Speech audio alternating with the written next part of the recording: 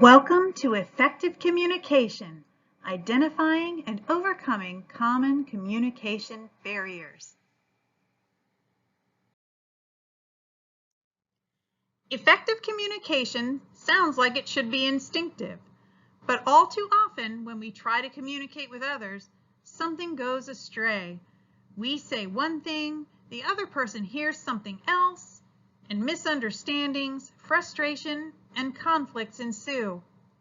For many of us, communicating more clearly and effectively requires learning different communication techniques.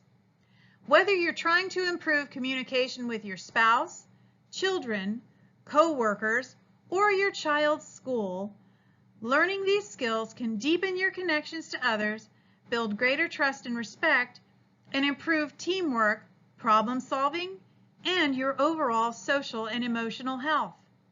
This training is focused on recognizing and overcoming communication barriers to develop effective communication techniques so that parents can better advocate for their students. It is in the best interests of your child, the school, and yourself to do what you can to encourage a healthy collaborative relationship with the school, and effective communication can help you to achieve that goal. Engaged communication occurs when the parties involved are willing to listen to each other. That means the parties must not only be engaged in speaking from their point of view or perspective, but willing to listen to and understand the other person's point of view. Whether you are writing, speaking, or listening, your ability to communicate effectively rests in your ability to understand the other perspectives in the room, and that isn't always easy. It is easy to be an engaged speaker. Most people can tell you in great detail about a significant event or person in their life. It is much more difficult to be an engaged listener, particularly when you may not agree with or have much knowledge on the topic the speaker chooses. Listening is an active part of communicating. There is just as much power in listening to someone speak as there is in speaking, but it depends on how you are listening. Are you listening to understand, or are you listening to rebut? Listening to understand does not mean that you will agree with the person speaking. It means that you are attempting to understand a viewpoint different from your own and to gain a broader perspective of the subject. In other words, we are all making our own movies, and we are directing from behind our own cameras. There is a reason that most movie directors operate several different cameras from different angles and perspectives, all pointed at the same action, and edit them together to make a great movie. Because different perspectives combined together create a more complete story than one single frame of reference. For example, while at an IEP meeting, there may be several people at the table. You, the parent, have your own perspective of your child. The classroom teacher has a different perspective because they see your child interact with peers, following lesson instructions, and taking tests, seeing the strengths and weaknesses of your child as they pertain to the classroom learning environment. A behavior therapist or speech therapist might be there, whose perception of your child is based upon the behaviors of your child and what they witness during the sessions they have with your child in that environment. Then there's the school staffing specialist who is trying to keep the meeting on schedule, make sure the notes are in order, that everyone has given their reports and turned in the requisite forms, and that the goals are written so that the IEP is in compliance with state and federal regulations. And perhaps the principal is in there, who sees things through the lens of a manager who must organize and pay for all of the services of the IEP deliverables, keeping in mind the daily operation of the school campus. Each person has a completely different perspective of the same meeting, so it makes sense that the better you understand those perspectives, the more effectively you can communicate with the different people at the table, which will benefit your child's education. "Nobody is listening to me," a parent once complained to me. But whenever I tried to ask a question or clarify something that they said, the parent would interrupt and keep talking. This parent was great at half of communicating and did not understand that they needed to focus more on the other half of communicating, listening. A lack of listening is one of the most common communication barriers, so improving engaged listening skills is paramount to becoming an effective communicator. Recognizing the barriers to attentive listening is necessary in order to develop a strategy to overcome them and develop stronger, healthier relationships. If your goal is to fully understand and connect with the other person, listening in an engaged way will often come naturally. If it doesn't, try the following tips. The more you practice them, the more satisfying and rewarding your interactions with others will become. You cannot listen in an engaged way if you are constantly checking your phone or thinking about something else. Effective and engaged listening requires the listener to stay focused on the moment-to-moment experience in order to pick up the subtle nuances and important nonverbal cues in a face-to-face conversation. If you find it hard to concentrate on some speakers, try repeating their words over in your head. This technique can help reinforce their message and help you stay focused on their presentation and not other environmental stimuli. If you have questions about the information, write them down and ask them after the presentation of information has been completed. When the person speaking has the floor, it is courteous and respectful to allow them to finish speaking. Conversely, when you have the floor, the same respect and courtesy should be afforded to you. Listening is not the same as waiting for your turn to talk. You can't concentrate on what someone's saying if you are focused on forming what you're going to say next. Take notes on what is being said to stay engaged. Most speakers want to answer your questions after their presentation of information is complete, but appreciate you holding your questions until they have finished, as your question may be answered in the statements they are about to make. Redirection and deflection are attempts to throw the meeting off balance by continually changing topics. For example, saying something like, "I know we're here to discuss this topic, but," and then asking about something else that is completely unrelated to the topic at hand is redirection. Alternately, when a subject comes up in the meeting that someone finds uncomfortable, they may deflect with a statement such as, "But what about this?" or "this? Why aren't we addressing those other things?" Redirection and deflection are counterproductive to effective communication.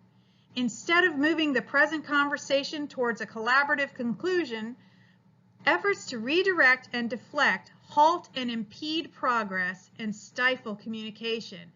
If there are other issues you want addressed, you can set up a separate conversation or meeting about those specific issues. Be careful not to hold on to preconceptions or stereotypes about people or things. We often have a tendency to see what we want to see, forming an impression from a small amount of information or one experience, and assuming that to be highly representative of the whole person or situation. Sometimes our preconceived ideas are based upon second or third-hand information. In other words, something like, "My friend knows someone who was at a meeting with that person, and she said that that person was rude." It is always better to make your own determination based upon your personal experiences. Making assumptions based upon second or third-hand information and ignoring important details or circumstances can lead to misconceptions and severely hamper the communication process. Every profession has its own unique vernacular and language as well as its own body of common knowledge. When you are trying to explain something you fully understand, it can be easy to omit vital information because you assume the person or people listening to you are on the same page, which is not always the case. Ask for clarification if you don't understand something. In order to communicate effectively with someone, you do not have to like them or agree with their ideas, values, or opinions.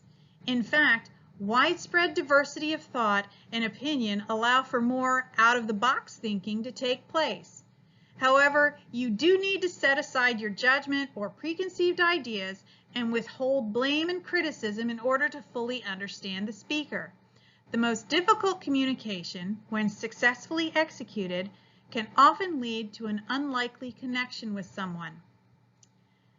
As parents of students with disabilities, we react emotionally to discussions of our children, which is perfectly natural. However, that natural emotional response prevents us from fully listening to and focusing on what is being said. How many times have you felt stressed during a disagreement with your spouse, kids, boss, friends, or coworkers, and then said or done something you later regretted? We have all said or done things in the heat of the moment that we would normally never do or say, but sometimes our emotions get the better of us. If you can learn to recognize when you are becoming stressed and learn how to return to a calm state, you'll not only avoid such regrets, but in many cases, you'll also help to calm the other person as well. Make a conscious effort to quiet your own emotional reactions so that you can listen fully. If you need to, ask for a break to regain control of your emotions before your emotions control you. Someone with a personal agenda has a singular purpose, and that singular purpose will determine how they listen. There's a phrase, people only hear what they want to hear, and that accurately describes the individual focused on their personal agenda.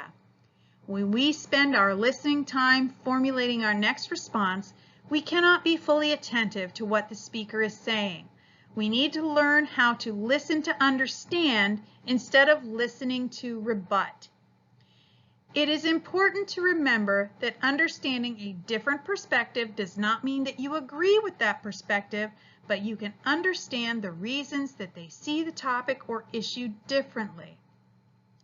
Understanding the different perspectives of the individuals at a meeting will help bridge communication gaps and help to facilitate collaborative discussion and problem solving. Please understand that creating a meeting agenda by writing down topics you want to discuss is not what we are talking about. Preparing topics ahead of time for a meeting about your child is not only an excellent meeting strategy, it is encouraged as an example of an engaged and involved parent. To become an engaged listener, start putting these techniques into practice. Focus fully on the speaker. Set aside your personal agenda or unrelated concerns for a different time and instead focus on the speaker and what they are saying. In other words, focus on the message instead of the messenger, and always silence and put away your phone and other devices. Avoid interrupting or trying to redirect the conversation to your concerns. You can't concentrate on what someone else is saying if you're forming what you're going to say next. Take notes on what is being said to stay engaged. Most speakers want to answer your questions after their presentation of information is complete, as your questions may be answered in due course. Maintain control of stress and emotions. While everyone can acknowledge that this is much easier said than done, it is critical in communication to do your best to remain calm. Later in this training, we will go over a few strategies and techniques regarding stress and emotions that may help. Try to set aside judgment.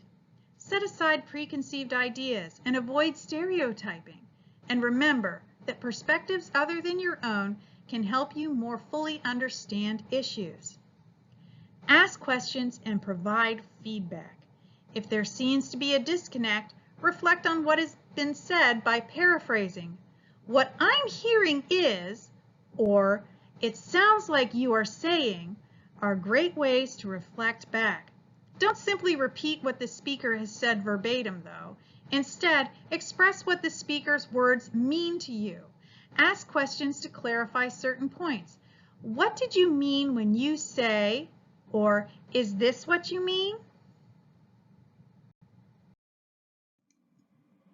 Email is the most popular way for parents to communicate with the school, but also the method that produces the most miscommunication.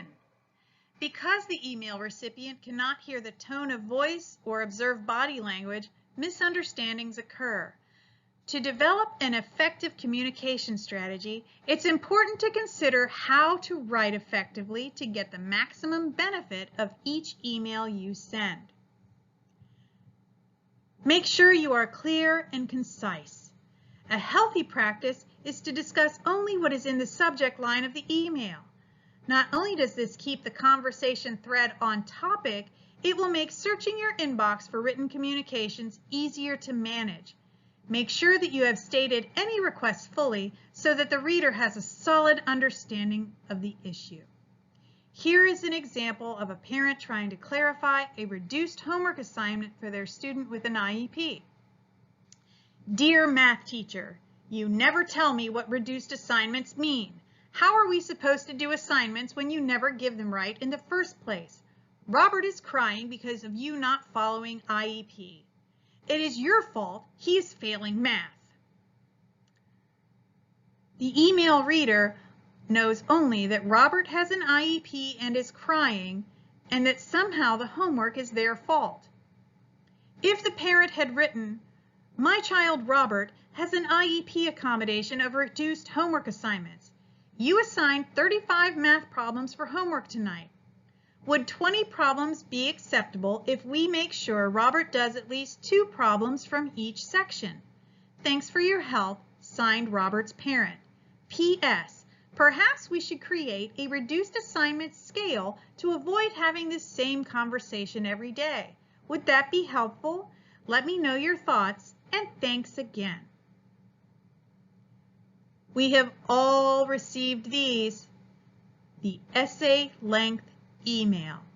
Paragraph after paragraph, sometimes page after page, with at least 5 action items that need to be taken care of immediately, if not sooner. As exhausting as it is to have been to write, it is equally exhausting to read. Usually these emails happen due to severe frustration and lots of emotions, and that is completely understandable. You want to be a strong advocate for your child. You want to make your case. You want to be heard. But you are almost ensuring that your message will be lost or misconstrued by sending a multi-paragraph email. Instead of writing paragraphs, try using bullet points that are factual and non-emotional instead. Fewer words are more difficult to misunderstand or misconstrue and enables you, the sender, to communicate effectively. Bullet points are also easy and quick to read, which means the recipient will be able to respond more quickly. This does not mean send a single question and as soon as you get a response, send another question and then another question and then another question. Rapid-fire emails in quick succession are just as daunting to the recipient as sending the multi-paragraph emails. Using bullet points or creating a timeline of events that can be read and understood quickly is more effective than writing multiple paragraphs. Even though it may seem to be common sense, it is important to remember that when having an email correspondence with your child's classroom teacher or other OCPS staff, faculty, or administration, your emails are captured on an OCPS servers as public records under the Sunshine State laws. Using derogatory, violent, accusatory, or colorful language in an email that is going to be a public record available to anyone who requests it and will be reviewed during any dispute resolution hearing with the district will not help your child. If you are angry, do not send emails that you will regret later. Step away, and once you have composed yourself, write the email. Then read it, reread it, edit, and if possible, have someone else read it before you send it. Another thing to keep in mind is the difference between emails and text messages. Texting has created a new vocabulary, which is great for text messages, but not appropriate when sending an email to the school district about your child's educational issues. Do your best to make sure that using correct punctuation in your emails, as a misplaced comma can completely change the meaning of a sentence. Again, read it and reread it, edit, read again, and then send. Punctuation saves lives. It is easy to become emotional about our children, and that is understandable. If you know you are experiencing high levels of stress and emotion, it is best to wait until you have regained composure before sending an email or having a conversation that you may regret later. When you're stressed or highly emotionally overwhelmed, you're more likely to misinterpret other people, send confusing signals, and react quickly and make decisions or statements that you may not have made if you had taken the time to compose yourself prior to hitting the send button. Imagine that the email is a fire and you are standing in front of that fire with a bucket of water in one hand and a bucket of gasoline in the other. Which one are you going to throw at the fire? And are you prepared to deal with the consequences of that decision? If you want to resolve an issue, remember that you need the assistance of the person on the other end of the email in order to come up with a solution. Try to be solution-focused and collaborative in an effort to solve the problem instead of escalating it or assigning blame. Being assertive means expressing your thoughts, feelings, and needs in an open and honest way while standing up for yourself and respecting others. It does not mean being hostile, aggressive, or demanding. Effective communication is always about understanding the other person, not about winning an argument or forcing your opinions on others. Every school district has a hierarchy, and that hierarchy comes with a strict adherence to the chain of command. For example, the classroom teacher's area of control or purview is their own classroom. The staffing specialist's purview is to make sure that all the IEPs are written in a way that is in compliance with the school district's standard policies and procedures and the criteria set forth by the Florida Department of Education. The school principal's purview is the oversight of the school facility, its operations and budget, the faculty, staff, and students. Going to the staffing specialist about a problem with the classroom teacher will not help, because that is outside of the purview of the staffing specialist's role at the school. The next step in the chain of command would be the principal, as the classroom teacher falls under the principal's purview. A more detailed explanation of the complete OCPS chain of command for parents to follow is included in this presentation after the next slide. Let's review effective writing tips. Stay on topic.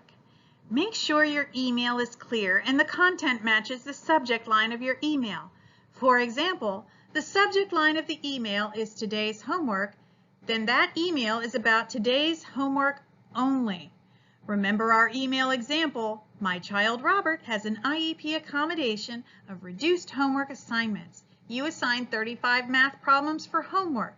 Would 20 problems be sufficient if we make sure Robert does at least 2 problems from each section? Thanks for your help. Signed, Robert's parents. Clear and concise. If you do have to write about several issues, using bullet points instead of paragraphs will help the reader to quickly digest the main points of your situation, and that will help them respond more quickly. Language and grammar. Make sure that your language and grammar are appropriate and respectful. This will provide context and help the reader determine tone, intent, and clarify the content of your message.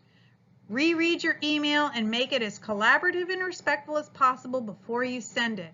If your emotions are running high, get assistance from a third party to help you edit your email. Review and edit. If you've just written an emotional email, take a 10-minute break, center yourself, and then reread your email. If you need to, ask a friend or family member to read it and help you to edit. Remember, this is an opportunity to resolve an issue with the person on the other end of the email. Provide contact information. As a courtesy, always provide your contact information in your email, even if you've previously given out that information. It saves the recipient from having to go back through old emails or search student records or send an extra email asking for contact information. Consider adding your cell phone number to your email signature in your communications with the school. And finally, always follow the steps up the chain of command. The most important thing to ever know when dealing with problem solving is who to talk to, when, and why. It's really very simple. If you have a problem with a teacher, directly address that teacher. The same goes for therapists and staffing specialists. Each person in an elementary school works for the principal. So if you do not get satisfaction from your direct attempt with the teacher, then request to meet with the principal.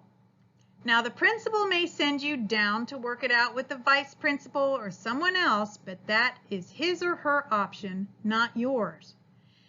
If you take your teacher concerns to the school guidance counselor instead of the principal, then you are gossiping, not problem solving, because they both work for the principal. In middle school, each grade level will have a dean or assistant principal whom you should go to first before the principal. And in high school, there will be an assistant principal responsible for ESE students that you should seek out prior to going to the principal.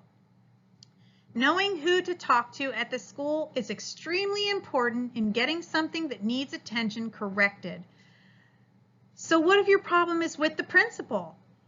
Each school is part of an OCPS learning community that you can find on the OCPS website. And each learning community has an area superintendent. If you have a problem with your principal, then contact your area superintendent. After that, you would continue up the chain of command to contact the district ESE office administration and then finally to the superintendent of Orange County Public Schools, Dr. Barbara Jenkins' office directly. Again, she may pass your issue down to the district deputy superintendent or the district ESE director, but that is her choice. The district ESE administration and staff are so important to your child's IEP meetings and program administration.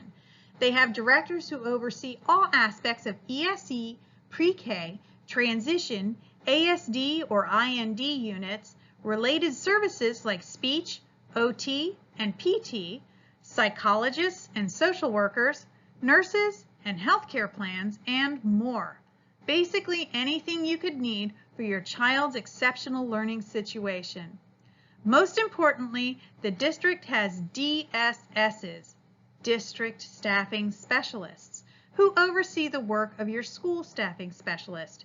This is where you have to practice knowing when to choose your battles to determine if your issue with the school staffing specialist needs to be taken to his or her DSS or to his or her principal. And each learning community has an ESE administrator titled Program Specialist, who oversees placement decisions in and out of self-contained units, especially when it comes to having to place a student into a classroom away from their home school. All of these very important people are available to you to answer your questions and assist in problem solving if an issue arises. Finally, know who your elected school board member is. It is extremely rare that you would ever need to contact your school board member for a student situation, but you can. You, as a parent and citizen, are allowed to contact them. That is one of the things they signed up for when running for election. Just like contacting your representative or senator, they are on the school board representing you and your needs to ensure the best possible education for all students. Again, know when to choose your battles. I never had to contact my school board member about my child's education, but I would have if necessary. Why is all of this important? The email recipient with the highest rank in the chain of command is the one responsible for dealing with the issue.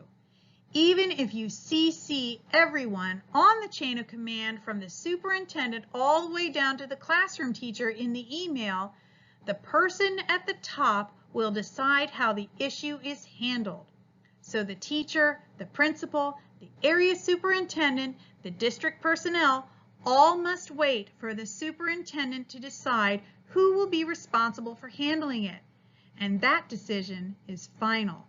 No one else will involve themselves in the issue unless directed to by the highest ranking person CC'd on that email.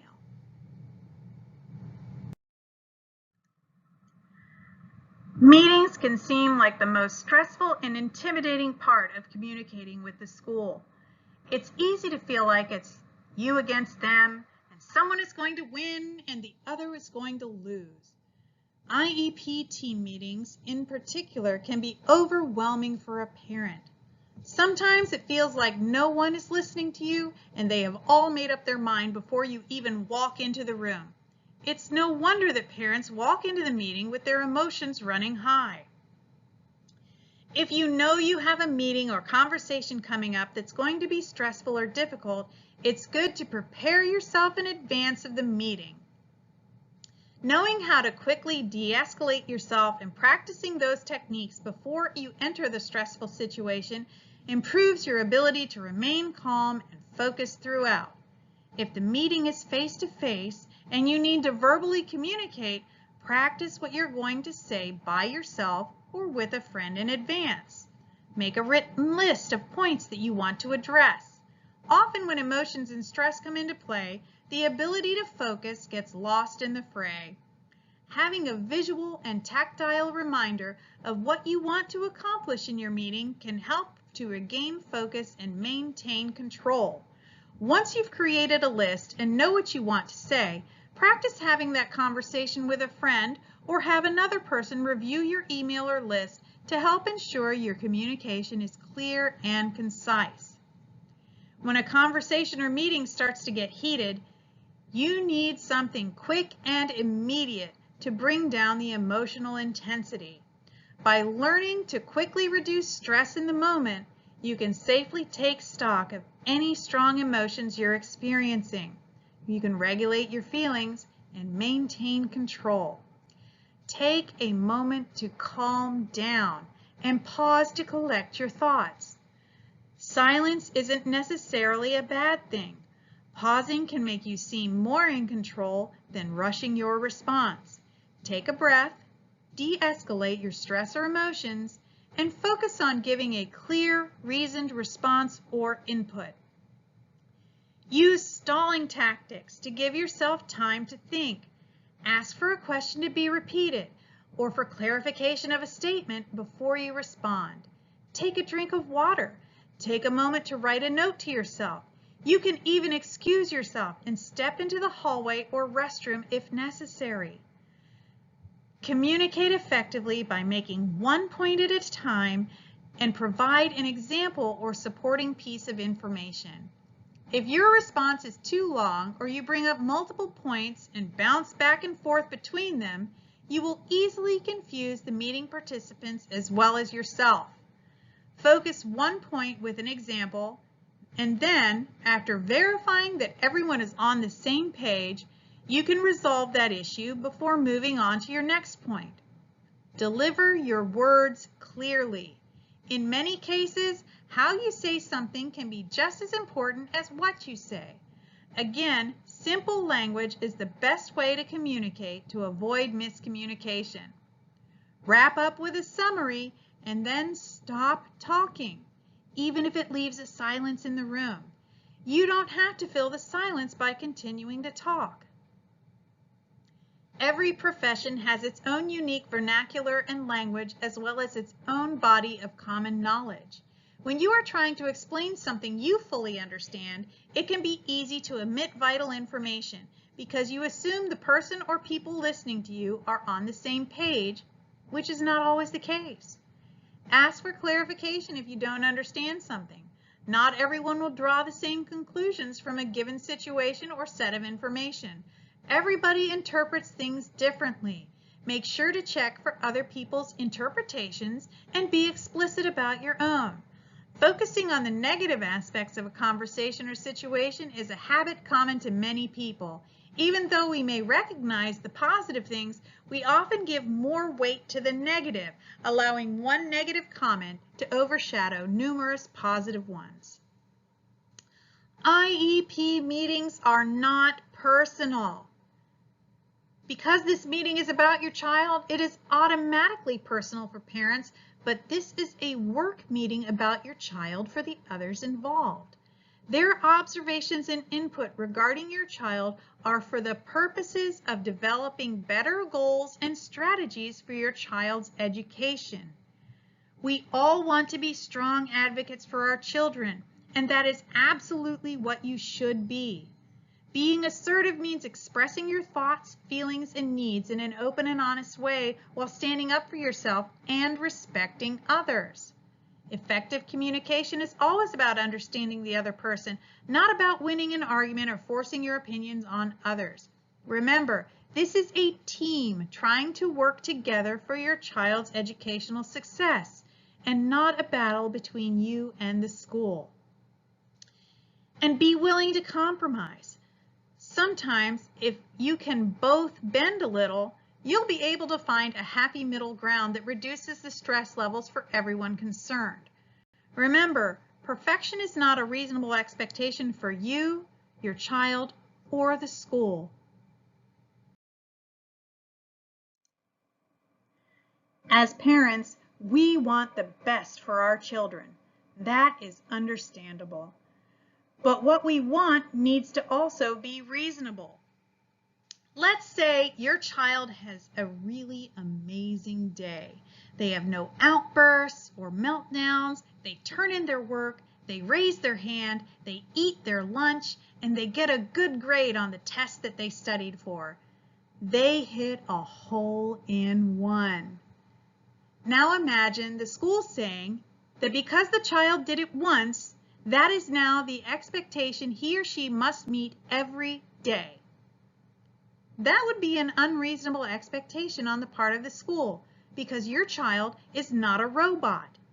Your child has good days and bad days, and this happened to be a very good day.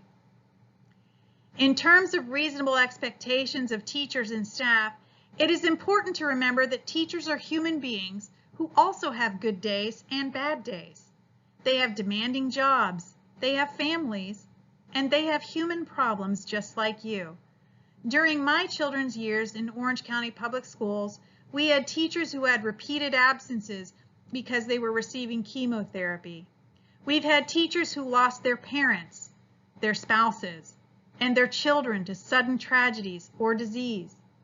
We had many teachers who lost their homes to foreclosure during the housing crisis.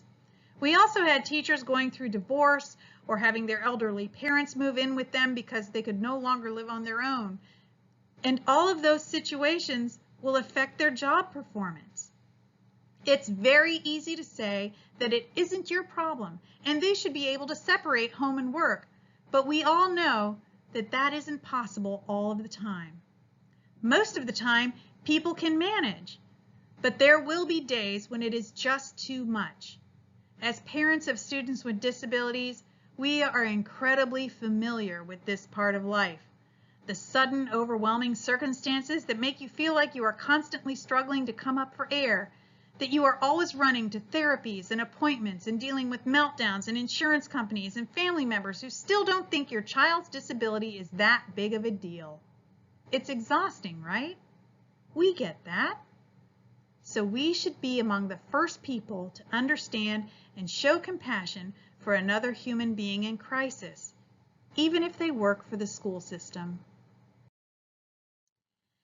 Thank you for listening to this presentation.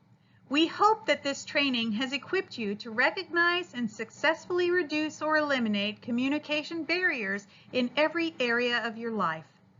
For more parent training opportunities and other information about exceptional student education in Orange County Public Schools, Visit www.ese.ocps.net and choose Parent Support from the menu.